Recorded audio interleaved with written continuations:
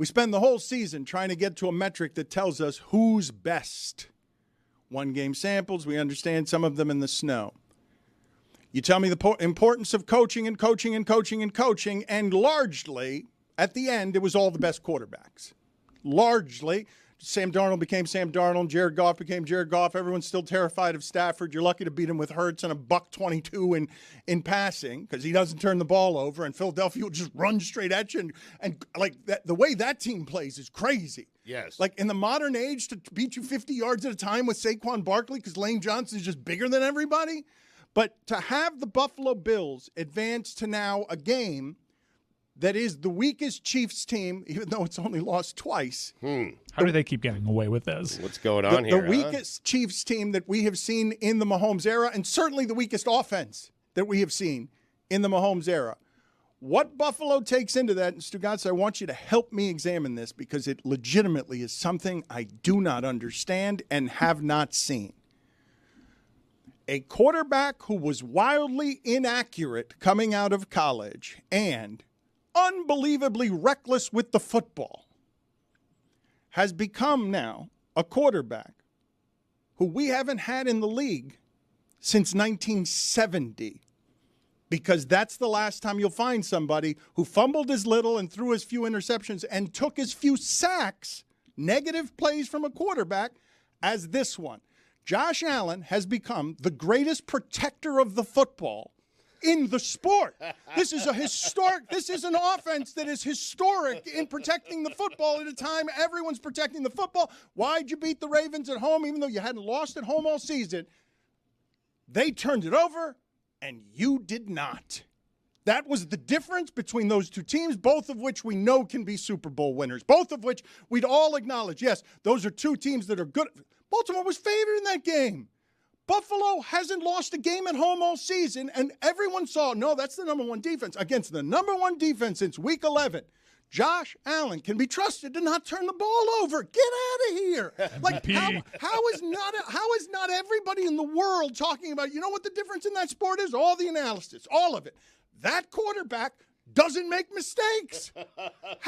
You're confused by this, How can I not be? I said he was terrible at football. I think what the Bills have done, I mean, he threw the ball 22 times. They're not putting him in spots where he's going to turn the ball over. Like the offense, it's kind of like he's been, it's kind of like a game manager. Like it's time of possession. It's take as much time. It's keep the other quarterback off the field. And Josh Allen is not throwing 45 times a game to win. The reason it's not game management is because you're still terrified of them on 3rd and 11. Well, of course you are. But that's what I'm saying. But that's why he's so great. Game management with Alex Smith, you weren't terrified of anything on 3rd and 11. When there's a crucial play, Alex Smith isn't keeping the ball in his hands. But it's the rare game manager who can also just win the game by himself. Okay, but so do you see? He's managing games, guys. Of Josh Allen. I Please, am. Can we put this narrative to bed before it starts? Josh Allen's playing the cleanest football of any QB in NFL history per NFL on CBS. This season, he has the lowest percentage of plays with a sack, fumble, or interception since the merger. Only 4.2% of plays end that way for the Bills. So, Stugotz, this season, the Bills have basically had half a turnover a game. Half a turnover a game is the average on what the Bills, how you steal the football from them. Sounds like he's due. That's the worry. It's bound to happen at some point. Bad weather, happen to anyone. Ooh. And I understand Lamar for his postseason, that was one of his better performances, but statistically, he's quite literally half the quarterback he is during the regular season in the postseason. You juxtapose that with what Josh Allen is to his team, a team that spent their entire offseason taking away talent from him, while the Ravens just stacked talent on talent on talent. So many first-rounders across that team. And the difference is Josh Allen played a clean game. Lamar Jackson couldn't. And I know Andrews is the foil because a defender made a great play with a peanut punch and he didn't catch that ball. But Lamar Jackson's fumble was stupid, dumb, worse.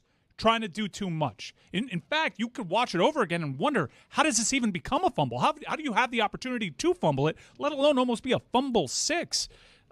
The criticisms of Lamar have long since fumble been valid. 6 is not a thing. It can be. It was almost a It fumble can't six. be a thing, but I'm just saying that phrase doesn't work. A pick six works, a fumble six does not work. You're right. We need to come up with a different we name. need another Yes. name for that. Really? That's Yeah. not good enough. I mean, it's not my word. It's not a phrase that's okay. You need, pick six rhymes and we allow it. Fumble six, that's the first time I'm hearing it, and I don't want it.